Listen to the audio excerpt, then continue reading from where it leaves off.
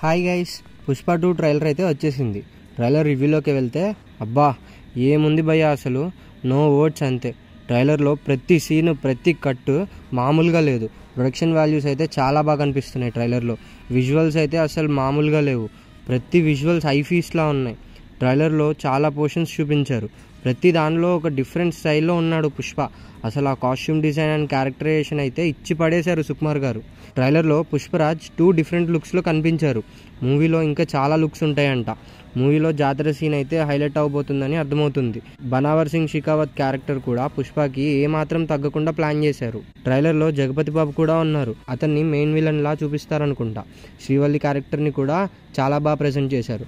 Pushpa and Srivalli మధ్యలో మంచి romance కూడా ఎక్స్పెక్ట్ చేయొచ్చు. పుష్ప శ్రీవల్లి లెగ్గుతో దగ్గేదేలా యాక్షన్ చేస్తాడు ట్రైలర్లో. అది చాలా బాగా అనిపించింది. డైలాగ్స్ అండ్ బీజిఎం విషయంలో కూడా కొత్తగా ఎక్స్పెరిమెంట్ చేసి స్పాయిల్ చేసుకోకుండా ఆల్రెడీ ఉన్న డైలాగ్స్ అండ్ బీజిఎంని డెవలప్ చేసి చాలా బాగా ప్రెజెంట్ చేశారు. ట్రైలర్ చూస్తుంటే మూవీ టీం చెప్పినట్టు చాలా హై మూమెంట్స్ ఉంటాయి అనిపిస్తుంది. ట్రైలర్లో మాత్రం ఏ లోటు లేదు.